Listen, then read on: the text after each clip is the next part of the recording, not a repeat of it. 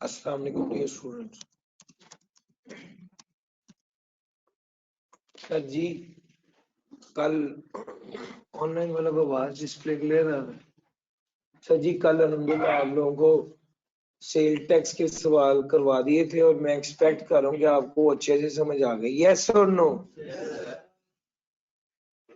आज तो हमारा प्लान था कुछ एडिशनल सवाल करने का, ठीक है। 9 से 10 वाली क्लास में मैंने एक सवाल करवाया और एक डिस्कस किया।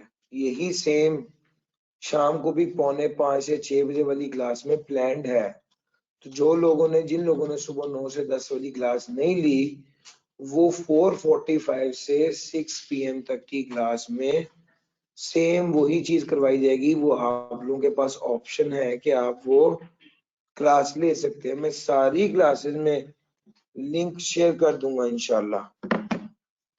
अभी इस जी भाई, रूम कौन सा होगा? रूम नंबर 107 होगा जो फिजिकली ज्वाइन करना चाह रहे हैं। रूम नंबर 107 होगा जो फिजिकली ज्वाइन करना चाह रहे हैं उनके लिए। ऑब्वियसली शेरशाह कैंपस है तो ये बात सिर्फ मेल स्टूडेंट्स के लिए ही है। अच्छा मेरा भाई, बड़ा कॉन्सेप्चुअल सवाल था लेटेस्ट अटेम्प्ट में जो उसने दिया और हमसे पूछा है। सर बगैर वक्त जाया किए ना हम वही सवाल पे ही फोकस करते हैं। सर ये पिछली अटेम्प्ट का सवाल है, ऑटम 21 का question number 7। Mehrban association is registered under the sales tax act 1990. MA is engaged under the Sale Tax Act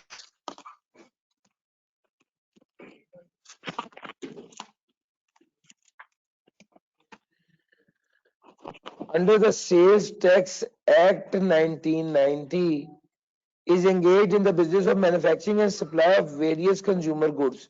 Following information is available for MA's record for the month of August.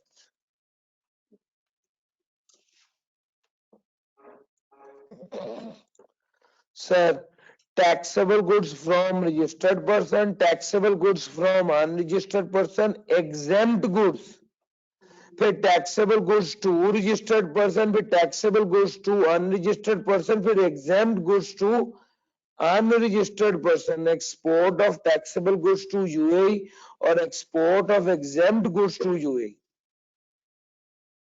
ठीक हो गया? Sir आपको पता है कि अगर आप export करेंगे तो एग्जेम्प्ट गुड की एक्सपोर्ट भी 0 रेटेड होती है। यस और नो? सर जी आगे चलते हैं।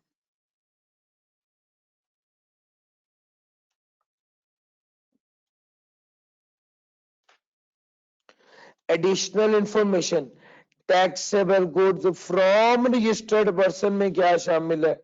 Material worth 296,000 which was exclusively used for manufacturing exempt supplies. Sir ji ये मटेरियल है जो यूज हो रहा था 296,000 which was exclusively used for manufacturing exempt supplies. Sir 2,96,000 रुपए का। ठीक हो गया? ये सिर्फ एग्जाम सप्लाईज के लिए। सर जब मैं कह दूंगा ना ये एग्जाम सप्लाईज के लिए है, इसका मतलब है कि इसमें अपोर्शन नहीं होना। भैया अपोर्शनमेंट होता है कॉमन इनपुट टैक्स, ऐसा ही है ना सर? इसमें अब अपोर्शन नहीं होना, चूंकि ये अब कॉमन इनपुट टैक्स की जो है ना लाइन उससे बाहर आ गया है। सर जी एक्सक्लूसिव फॉर मैन्युफैक्चरिंग एग्जाम्प्ट, ये एग्जाम्प्ट सप्लाईज के लिए। इसका मतलब है कि ये taxable goods from registered person, ये वाली जो सप्लाई है इसमें से माइनस होगा। मटेरियल जो 6,75,000 रुपए का था which was exclusively use for manufacturing export related goods. Sir 6,75,000 रुपए का मटेरियल है जो एक्सक्लूसिवली इस्तेमाल हुआ था एक्सपोर्ट। सर इसका मतलब समझते हैं? सर ये सिर्फ 0 रेटेड आइटम के लिए है, ये भी कॉमन इनपुट टैक्स नहीं है जिसमें अपोर्शन होना है। Sir goods worth rupees 1.5 lakh which was purchase in cash. Sir cash में परचेज किया है ना, इनपुट तो क्लेम नहीं होगा। 500 kg of tea purchased at the cost of 3,60,000 in 1 kg packing covered under third schedule। Sir ji चाय थर्ड स्केड्यूल आइटम है, retail price थी 900, रिटेल प्राइस थी 900 by the end of August 2021। 300 kgs were supplied to an unregistered wholesaler at the price of rupees 790। Sir उसने 790 का बेचा है तो उसने 790 से रिकॉर्ड किया होगा ना, कितने से करना चाहिए था? सर 900 से करना चाहिए था। तो ये वाला जो पॉइंट है रिटेल प्राइस वाला, सप्लाई वाला, ये तो आउटपुट से रिलेटेड है।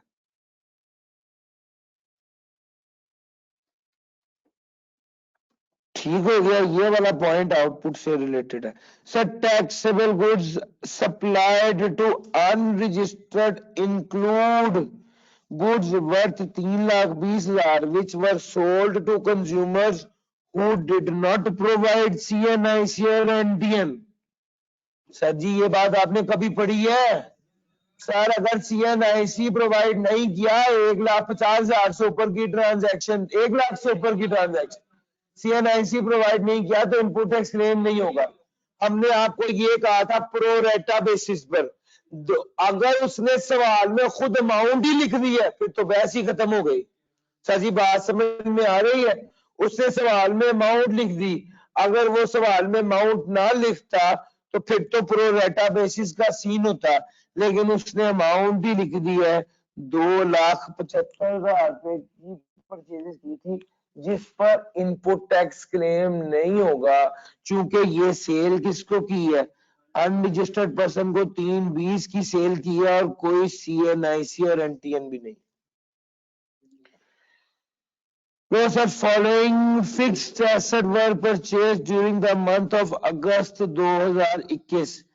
फिक्स एसेट परचेज किया है मशीन ए, जो किसके लिए है? एक्सपोर्ट के लिए, यानी सारी जीरो रेटेड है। और फिर किया है मशीन बी, और ये टैक्सेबल और एग्जेम्प्ट के लिए। अच्छा यहाँ पर अपोर्शनमेंट होनी है। और जो फर्नीचर एंड फिक्सचर है,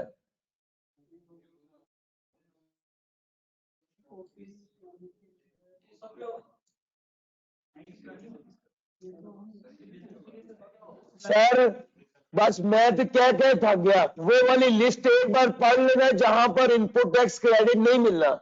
उस लिस्ट में इतना बड़ा बड़ा office equipment furniture and fixture लिखा हुआ है।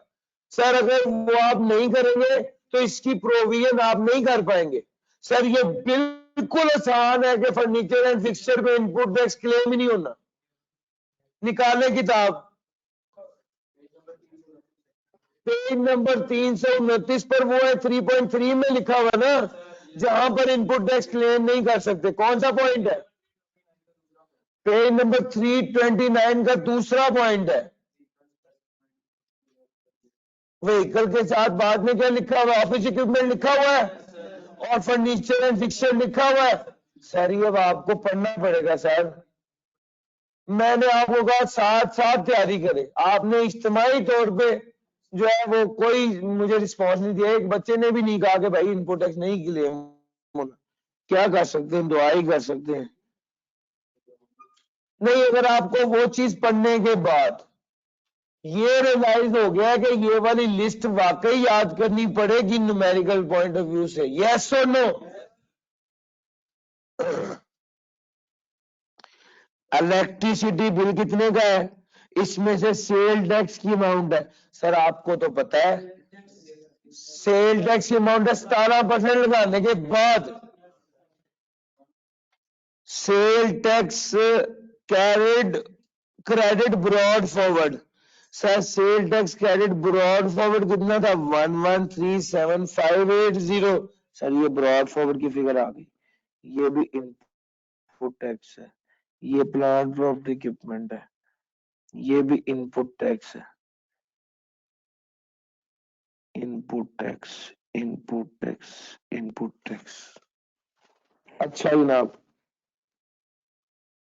ये ब्रॉड फॉरवर्ड है और input tax of 186,000, input tax of 186,000 जो कि आपने इनएडवर्टेंटली अनक्लेम्ड रह गया। सर फरवरी की रकम है, फरवरी, मार्च, अप्रैल, मई, जून, जुलाई, पूरे महीने हो गए 6। सर ये क्या है, अगस्त है, सॉरी जी, इनपुट टैक्स के लिए भी नहीं होना इसका। ठीक हो गया भाई? अच्छा जनाब, हम अपना सवाल करते होते हैं।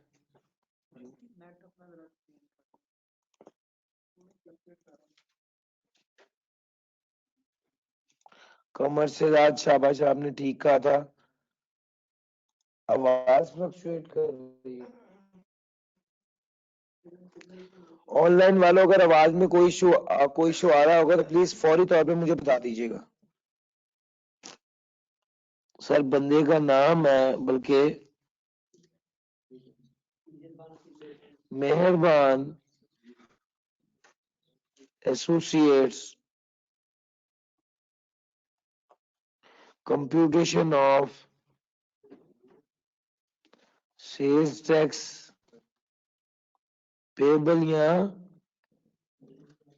रिफंडेबल, और टैक्स पीरियड क्या है, अगस्त 2021। Sir working number 1 output tax की। सर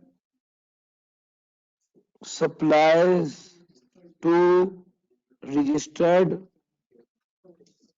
पर्सन कितना है भाई?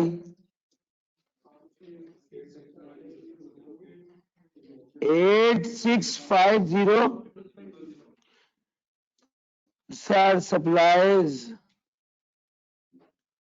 टू अनरजिस्टर्ड पर्सन कितना है भाई? 1560,000। एग्जाम्प्ट कोड वैसे ही पा देगा, और एक्सपोर्ट यूएई को कही है एग्जाम्प्ट टैक्सेबल, ये तो जीरो रेटेड है, और ये एग्जाम्प्ट है, और ये टैक्सेबल। इसके अलावा एडजस्टमेंट की बात करें तो सिर्फ एक जगह इसकी एडजस्टमेंट है, ये वाली एडजस्टमेंट मैं फिर पढ़ने लगा। 500 kg ऑफ टी परचेज की थी 360 के हिसाब से, 1 kg पैकिंग की 3,60,000, और रिटेल प्राइस थी इसकी 900, और 300 kg were supplied to an unregistered wholesaler at a price of 790 per kg। Sir आपने किया क्या होगा, आपने रिटेल प्राइस पर सेल टैक्स लगाना था ना, आपने क्या किया है, आपने 790 सप्लाई में ऐड किया है, इसका मतलब है 110 मजीद ऐड करना है। 110 तो 1 kg का रेट है, कितने केजी है टोटल, तो भैया कितना हो गया टोटल?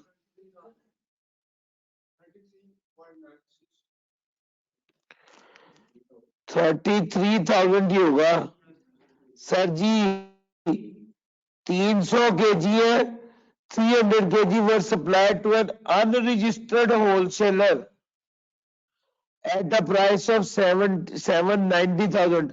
आपको एक बात और बताता चलो, सर जब बात करेंगे ना फर्दर टैक्स की, जब बात करेंगे ना फर्दर टैक्स की, तो याद रखिएगा इसमें फर्दर टैक्स के हवाले से इसने 790 के हिसाब से कैलकुलेशन की हुई है। सर आपको पता होना चाहिए कि further tax third schedule item पर नहीं लगता। पता है इस बात का? नहीं पता, निकाले। चैप्टर नंबर 18, इसमें जहां पर सेल टैक्स, चैप्टर 17 है मेरा ख्याल है, थर्ड यूनिट 17 में थर्ड यूनिट, उसमें जहां पर लिखा है फर्दर टैक्स 3% लग रहा है, उसके नीचे लिस्ट है। लिस्ट में देखिए उसमें लिखा हुआ है, फिफ्थ के 6 पॉइंट है, थर्ड स्केड्यूल आइटम। भाई नजर आ गया? पेज नंबर बताइएगा। 315 नंबर सफ़े पर फर्दर टैक्स की हेडिंग में छठा पॉइंट है, छठा ही है, छठा पॉइंट है sir, further tax third schedule item पे नहीं लगना।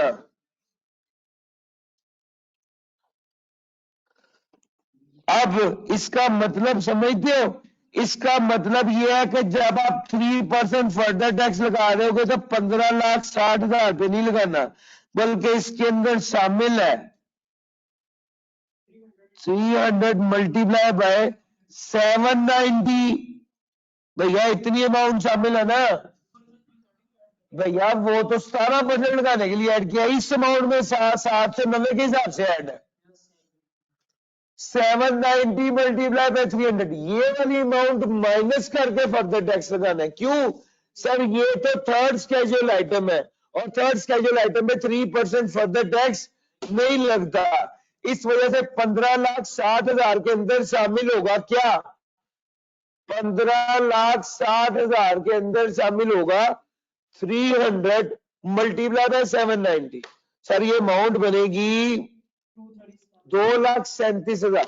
सर 237,000 शामिल है अनरजिस्टर्ड पर्सन की सप्लाई में, लेकिन चूंकि इसमें फर्दर टैक्स नहीं लगना, जब फर्दर टैक्स लगना होगा तो 237,000 माइनस कर देंगे। सर जी आगे चलते हैं। टैक्सेबल गुड्स, ये मैंने आउटपुट के हवाले से तो एक ही एडजस्टमेंट है और कोई एडजस्टमेंट ही नहीं है। लो मेरा भाई इसको टोटल करके जरा टोटल टैक्सेबल सप्लाई निकाल।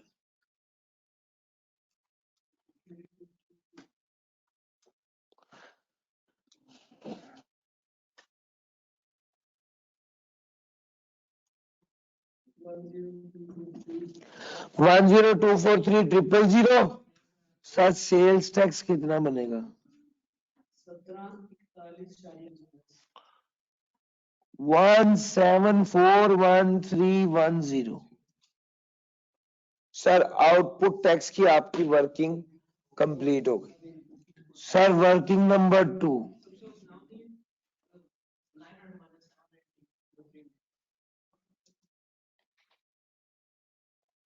क्या मतलब?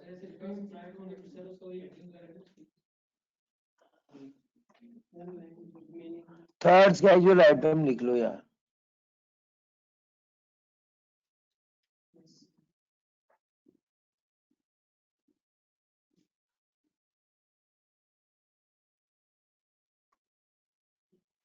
थर्ड स्केड्यूल आइटम 900 मनफी 790 का कितने परसेंट इंटू 300 किया था। Working number 2,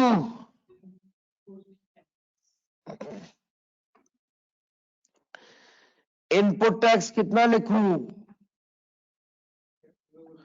purchases from registered supplier कितना भैया? 4,960,000। सर ये वाली फिगर लिख ली, अनरजिस्टर्ड को भी काट दूंगा और एग्जाम्प्ट को भी काट दूंगा, ऐसा ही है ना सर जी? इसके बाद इसमें adjustment one by one. Sir material worth 296,000 which were exclusively use for manufacturing exempt supplies. Material for exempt supplies, इसको क्या कर देना है? माइनस कर देना सर। 296,000 को माइनस कर देना। उसके बाद आ गया मटेरियल वर्थ 675,000 जो कि सिर्फ एक्सपोर्ट रिलेटेड थी। मटेरियल फॉर एक्सपोर्ट कितना 670। सर इसको ज़हन में रखना है। क्यों सर? जब एक्सपोर्ट रिफंड क्लेम करना है ना तो वहां पर इस वैल्यू ने काम आना है। और भैया मेरी बात समझ आ रही है? मैं निशानी के तौर पे कि मैं भूल रहा हूं इसको अंडरलाइन कर देता हूं। Goods worth 1.5 lakh which was purchase in cash.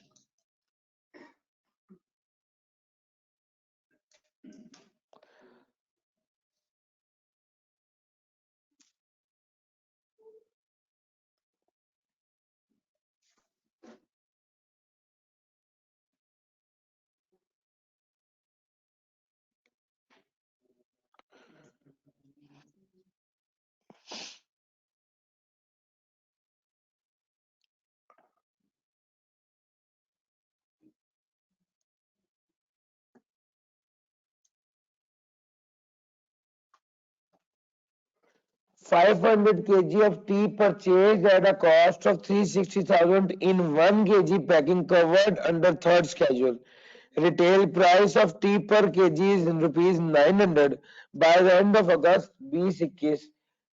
300 kg supply. Sir जी इसको क्या करना है? इसका कुछ भी नहीं करना। इनपुट टैक्स से तो इसका कोई ताल्लुक है ही नहीं। सर जी टैक्सेबल सप्लाईज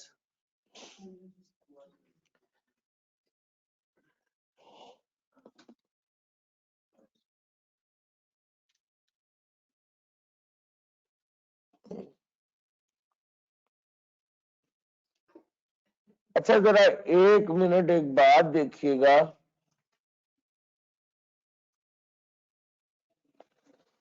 ये जो इसने खरीदा ये कितने का खरीदा है?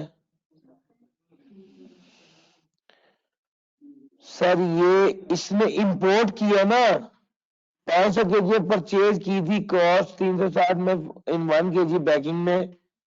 सर ये सर जी अब जरा देखिएगा इसने 3,60,000 रुपए पर टैक्स दिया हुआ है। ठीक है सर इसने जो सेल टैक्स दिया वो 3,60,000 रुपए पे दिया हुआ है ना। इसको सेल टैक्स पे कितने पर करना चाहिए?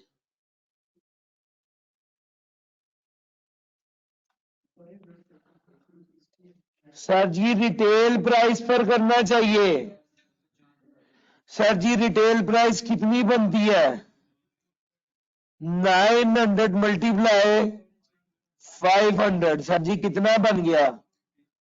450,000। सर 450,000 की अमाउंट जो है ना इस पर इसको टैक्स पे करना चाहिए था।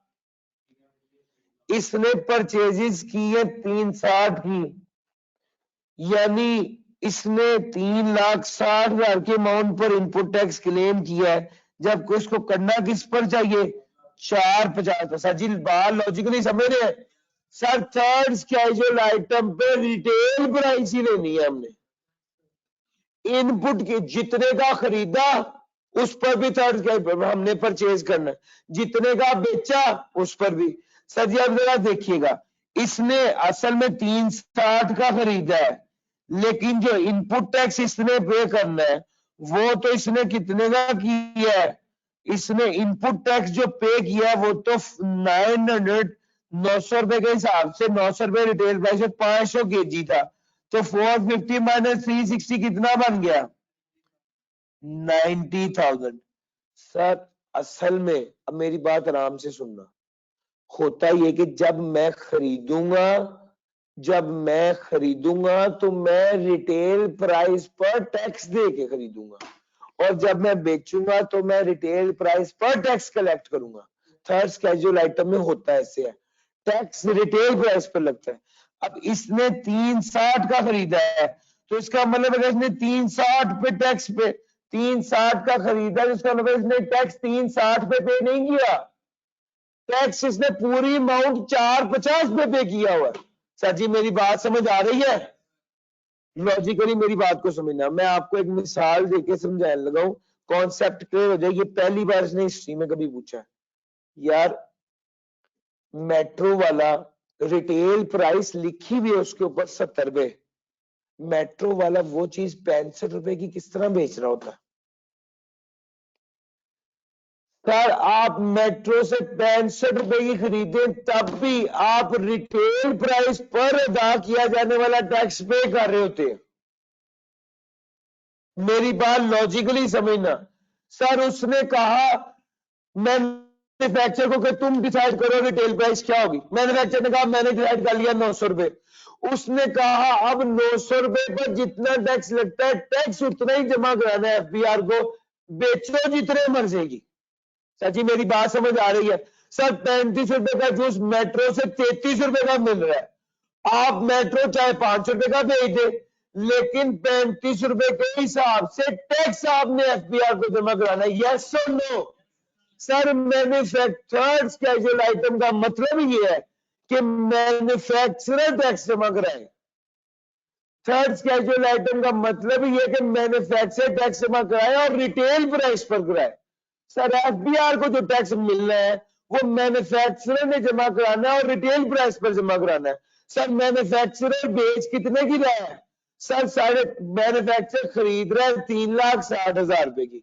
सर अब हम खरीद रहे हैं 3,60,000 रुपए की, लेकिन इस पर जो टैक्स दे रहे हैं वो रिटेल प्राइस के बराबर दे रहे हैं, और जब बेचेंगे तब भी टैक्स रिटेल प्राइस के बराबर वसूल करेंगे। सर जी मेरी बात समझ आ रही है?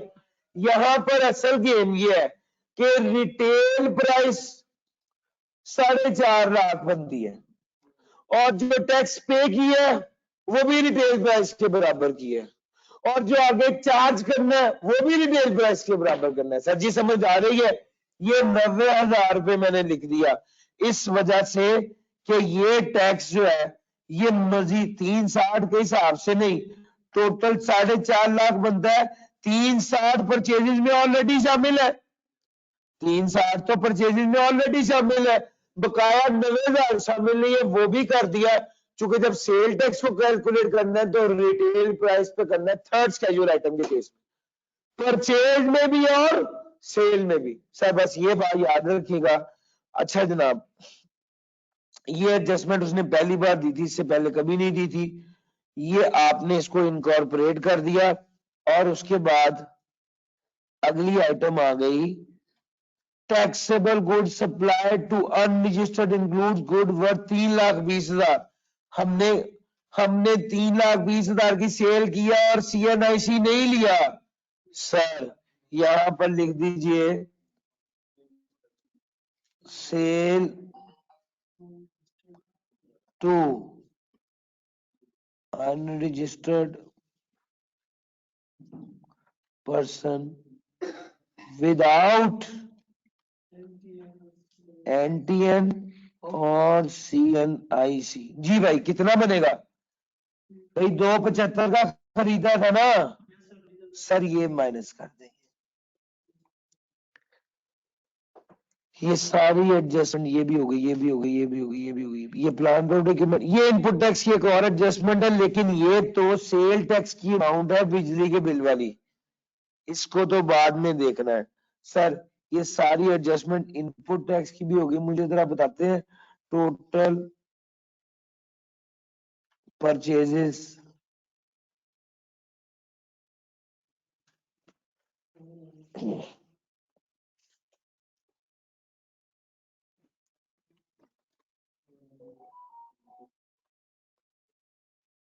जी भाई, total purchases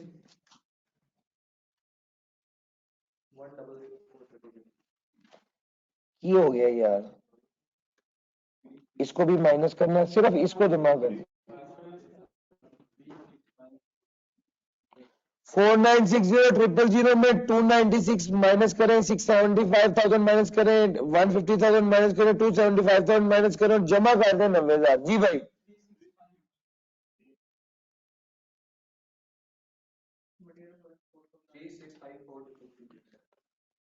material material for export था तो उसको कॉमन इनपुट टैक्स में तो नहीं ना लिखेंगे, उसको माइनस कर दिया, इसका इनपुट टैक्स क्लेम लेंगे और इसको इसका रिफंड लेंगे, लेकिन वो एक्सपोर्ट में जा गए, यहां से इसको माइनस कर दिया। बेसिकली हम जो इनपुट टैक्स कैलकुलेट कर रहे हैं, ये कौन सा इनपुट टैक्स है? कॉमन इनपुट टैक्स है। कॉमन इनपुट टैक्स वो इनपुट टैक्स होता है जिसको अपोर्शन करना होता है। सर जी ये टोटल परचेजेस आ गई, सेल्स टैक्स कितना आएगा? 621,180। अच्छा जनाब, working number 3, input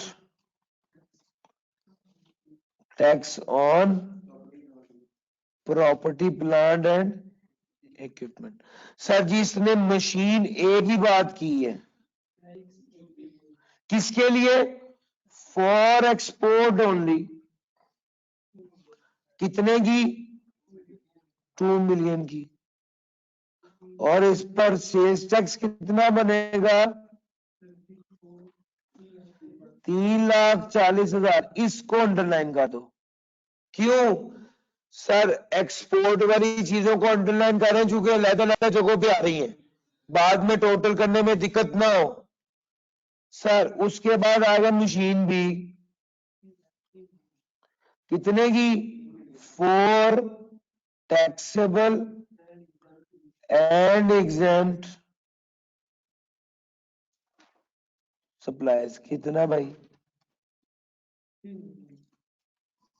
sir sales tax कितना आएगा?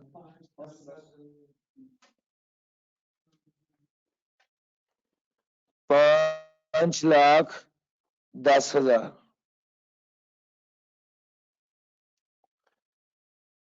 सर जी फर्नीचर एंड फिक्सचर,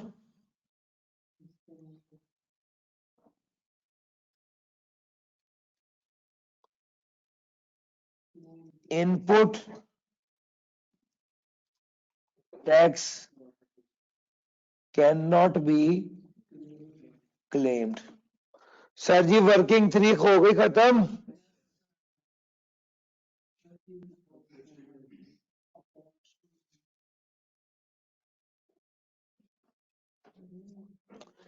अच्छा जनाब अब आ गया वर्किंग 4। जरा एक बार देखिए, मैंने ये वाली एडजस्टमेंट भी कर दी है और बिजली के बिल वाली एडजस्टमेंट रहती है वो इधर सेल टैक्स के नीचे आएगी, बल्कि वो मुझे साथ ही कर देनी चाहिए। सर बिजली का बिल कितना है? Sales tax on electricity 154। Sir ji total कीजिए।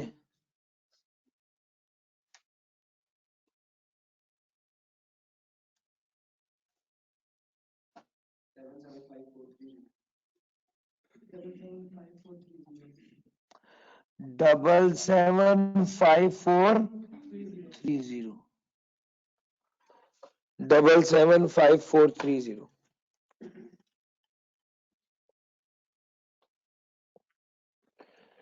वर्किंग नंबर 4, वर्किंग नंबर 4 देखिएगा भैया।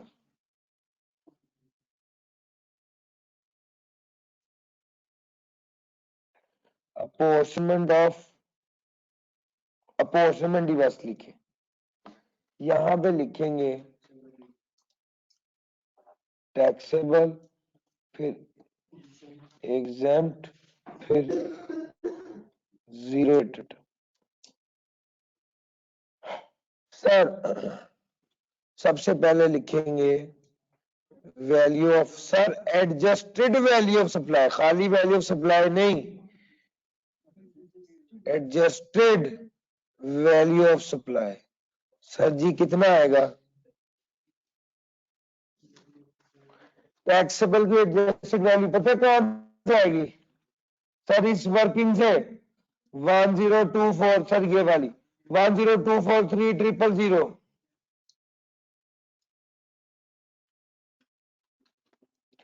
सर एग्जेम्प्ट की कहां से आएगी? सर कोई एडजस्टमेंट नहीं है? 1740000 जीरो रेटेड की कहां से आएगी? सर इन दोनों को जमा कर देंगे 1.3 और 1.9। ठीक हो गया मेरा भाई? इसको टोटल कर दीजिए, इसको टोटल कर दीजिए।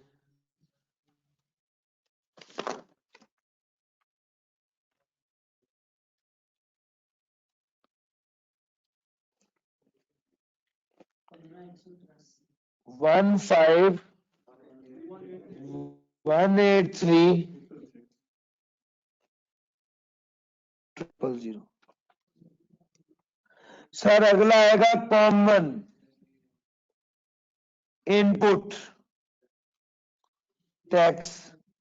सर जी कॉमन इनपुट टैक्स में वैल्यू कहां से आएगी? सर ये कॉमन इनपुट टैक्स की वैल्यू उठाकर 775430 यहां पर प्लेस कर देंगे 775430। सर अब अपोर्शन कर दीजिए। पता है कैसे अपोर्शन करते हैं?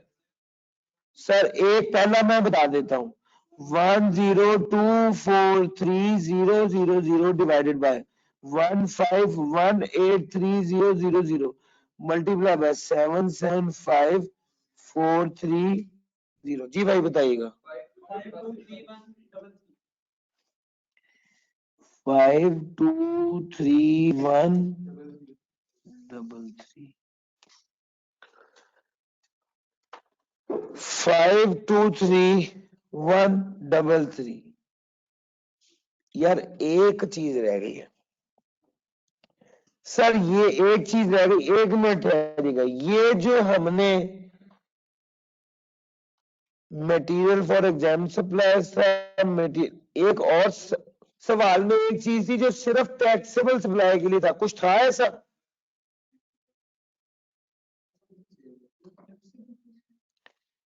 ऐसा कुछ था भाई?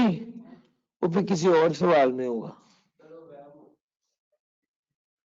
अच्छा अगर सवाल में वो ये कह दे, पता नहीं किसी और सवाल में था, चलो सुन लीजिए।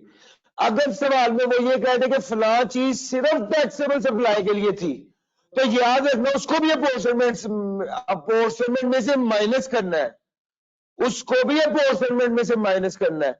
लेकिन जब बाद में फाइनली ये वाली फिगर कॉमन इनपुट टैक्स निकलेगा ना, इसके अंदर बाद में उस पर रेट लगा के उसको ऐड करना है। सर जी मेरी बात समझ आ रही है?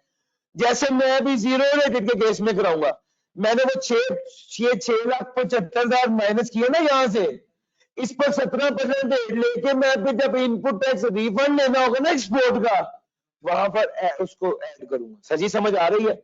यानी मेरी बात लॉजिकली समझो। सर जी जिसको पता नहीं चल रहा था तकसीम उसको करना है, तो जिसका आपको पता है उसको तकसीम नहीं करते सर, उसको तकसीम नहीं करते सर।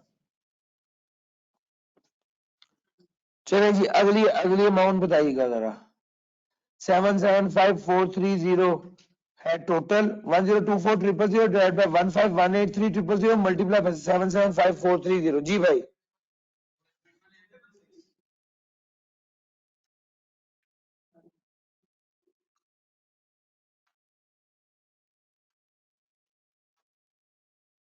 सर जी अगली बात, 32 lakh divide by 15183 multiply by 775430। जी भाई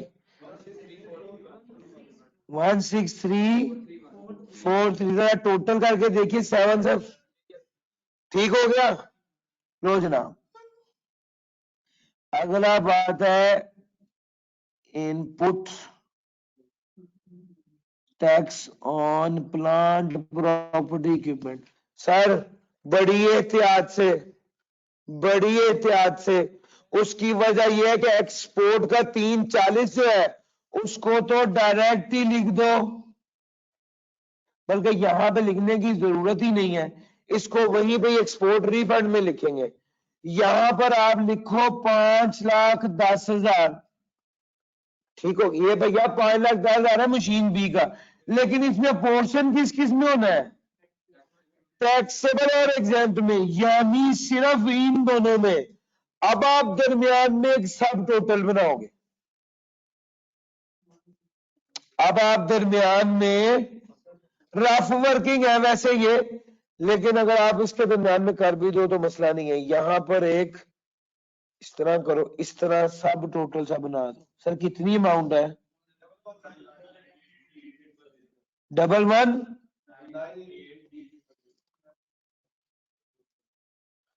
सब टोटल बना दिया। अब टैक्सेबल और एग्जेम्प्ट में अब पता है आपने क्या करना है? सर अब आपने input tax on plant of equipment ऐसे निकालना है। 1024300 divided by 11983000 multiply by 5,10,000। Sir कितना बना? सर जी आपको बात समझ आ गई है? मैं उसी तरफ ही वापस जाता हूँ। बड़ी एहतियात से ये जब यहाँ पे ये वाला मामला आ जाए ना, 435945। सर एग्जाम्प्ट के लिए देखिएगा 510 में से 435945 को माइनस भी कर सकते हैं, शॉर्टकट होता है। लेकिन दूसरा तरीका क्या है? प्रॉपर कैलकुलेट करें। 1740000 डिवाइड बाय 11983000 मल्टीप्लाई बाय 5,10,000 जी 74055। ठीक हो गया भैया? तो जी मुबारक हो, जब आपने पोस्टमैन की वर्किंग कर ली है तो बस अब पोस्टिंग है। सर आउटपुट टैक्स,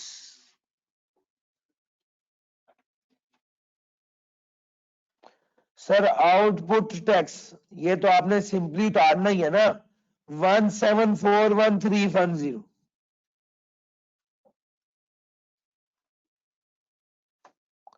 सर उसके बाद आ गया इनपुट टैक्स, और इनपुट टैक्स में ब्रॉड फॉरवर्ड कितना लेंगे? सर जी गिवन है ये 113।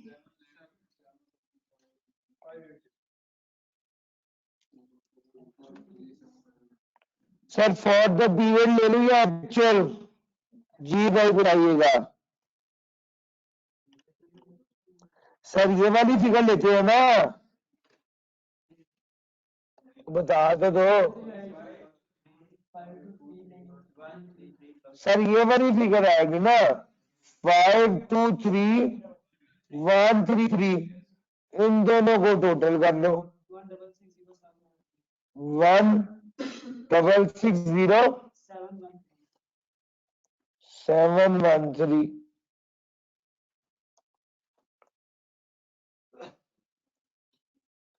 1660713 आ गया। अच्छा जी, इसके बाद आप आगे चलेंगे 90% ऑफ आउटपुट टैक्स 1741310, इसका 90% ले लीजिए 15। यार दोबारा बोलना।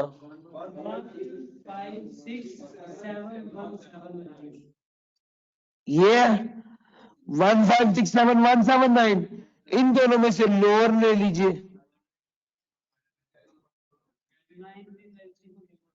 सर जी 1567179 जैसे ही यहां पे लिखा, दिमाग में एक ही चीज सवार हो गई, भैया कैरेड फॉरवर्ड इनपुट टैक्स भी आना।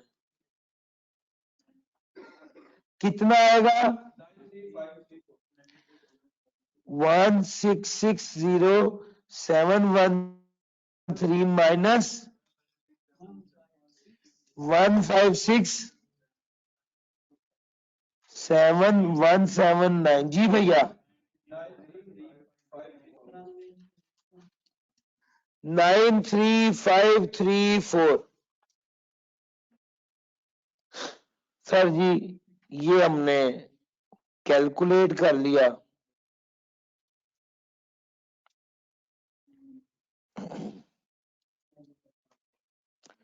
सर इसके बाद क्या आ गया, input tax on plant property equipment. Sir ji कौन सी फिगर पिक करनी है, 435945। अच्छा अपने जेब में रखो, फर्दर टैक्स हमेशा लास्ट में लिखना है, और उससे फायदा आपको ये होगा कि जरा फर्दर टैक्स कैलकुलेट करते वक्त जरा हिसाब लगा लेना, ऊपर की फिगर ज्यादा तो नहीं हो गई। अब जरा देखो 17 ये है, 15 और 4 19 ये हो गया, कंफर्म बात है रिफंड निकलेगा, यस और नो। तो फिर आपको क्या करना चाहिए, ये दोनों लेस करने के बाद अब आपको पहले ही यहां पे लिख देना चाहिए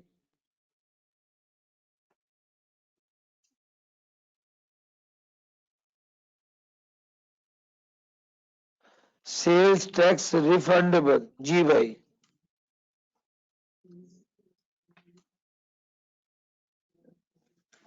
जी बताइएगा।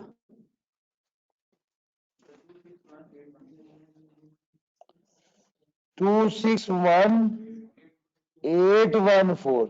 सर ये तो आ गया आपका रिफंडेबल, ये तो आपका आ गया रिफंडेबल। अब जरा आ जाए फर्दर टैक्स की तरफ।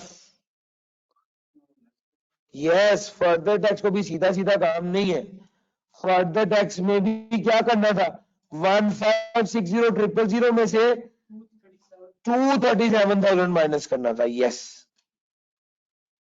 1560000 में से 2,37,000 पूरा बनता है। सर बताइएगा कितना बन गया,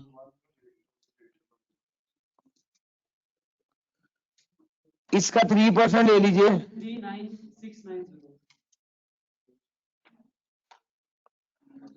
39690। ये further tax payable to FBR है, ये further tax payable to FBR है। सर अब आखिरी चीज रह गई है, एक्सपोर्ट।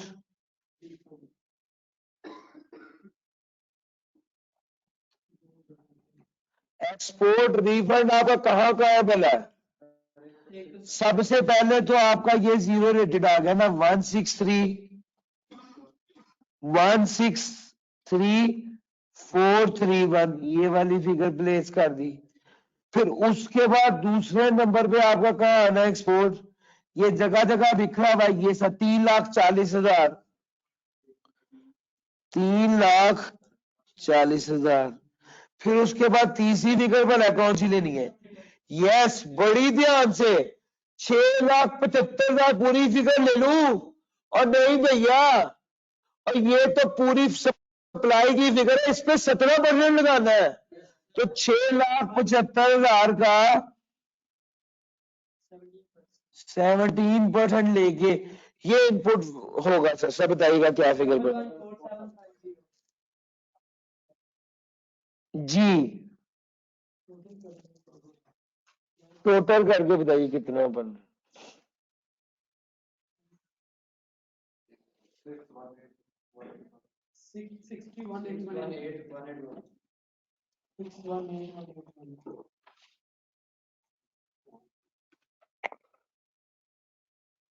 618,163,431 किया, प्लस 3,40,000 किया, प्लस 675 का 17%। सर जरा कीजिए तीनों,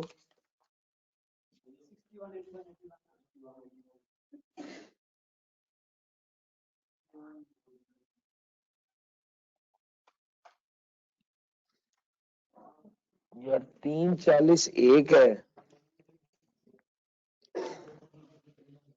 और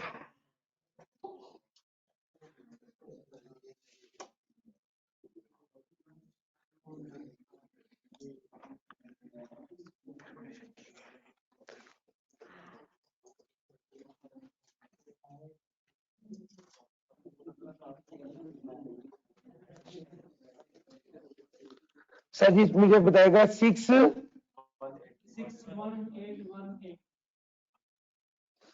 618181 सर जी इस तरह से ये सवाल करना था।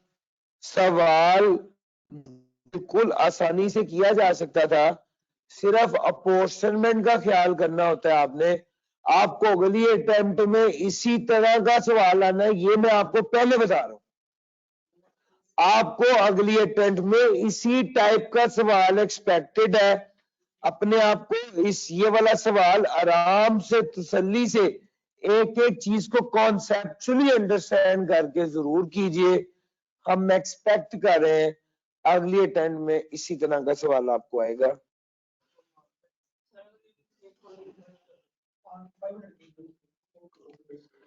$500 सर इस सवाल में 500 kg। देखिए मेरी बात सुने, चाय वाला जो मसला है ना उसको सुन लीजिए।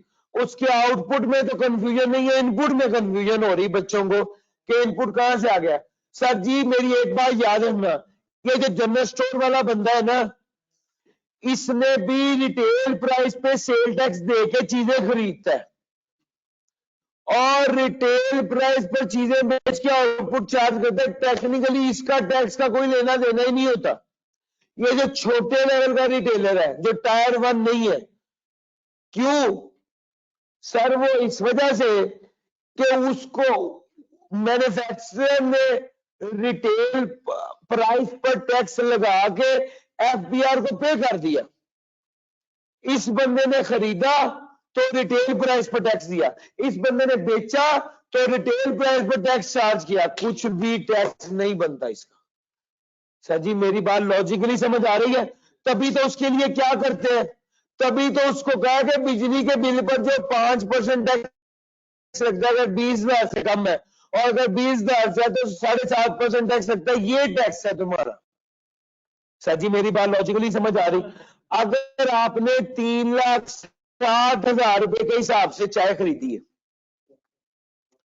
तो 360 पर तो चाय खरीदी है, लेकिन थर्ड स्केड्यूल आइटम में आपने टैक्स रिटेल प्राइस पर ही पे किया होगा। तो इसका मतलब है आपने टैक्स पे ज्यादा किया है। तो जितनी जो डिफरेंस आ रहा था 4.5 लाख और 3,60,000 का, उसको आपने कर दिया ऐड इनपुट टैक्स में। सर जी ये लॉजिक है इसकी। और जो आउटपुट टैक्स चार्ज करना है वो तो सीधा सीधा रिटेल प्राइस पर कर देना, जितनी अमाउंट बनेगी वो आपने रिटेल प्राइस पर चार्ज करके आउटपुट टैक्स में लिख देना। सर थर्ड स्केड्यूल में आउटपुट की एडजस्टमेंट बड़ी बार आई है, इनपुट की पहली बार आई है। सर समझ आ रही है? ये लॉजिक इसकी है। मैंने अपने तौर पे पूरी कोशिश की कि यार आपको अच्छे से ये समझा दूं।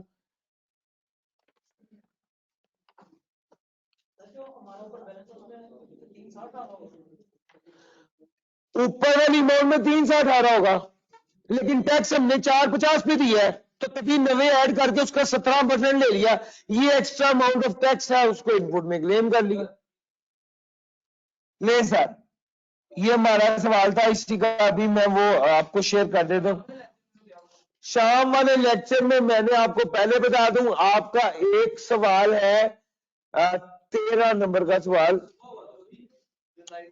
जो सुबह 9 to 10 में पढ़ाया था। मेरा ख्याल जेएफए था, जेएफए वाला, और दूसरा कौन सा है? आबिद वाला, आबिद खान। यस ये दोनों सवाल आपको करवाऊंगा मैं 4:45 से 6 वाली क्लास में। सर इलेक्ट्रिसिटी पे पोर्शन कब कब होगी? हमेशा होगी as per the requirement of the question. Sir question 7 में 2-3 पॉइंट्स हैं, व्हाट्सएप पर पूछ लूं? बिल्कुल पूछ ले कमर साहब, आप बिल्कुल पूछिए। जिन लोगों के सवाल है वो रुक जाए, बाकी जा सकते हैं। एक्सपोर्ट रिफंड वाला पॉइंट एक्सप्लेन कर दे। एक्सपोर्ट रिफंड तो यार मैंने बड़ी डिटेल में एक्सप्लेन किया जहां जहां पे आया। प्लीज सर शाम वाली क्लास का भी लिंक सेंड कर दीजिए, रिकॉर्डेड से लाइव। भाई मैं शाम वाली क्लास का भी लिंक जरूर शेयर करूंगा, रेलिवेंट टाइम पे शेयर कर दूंगा भैया। ले यार आज के लिए इतना ही था।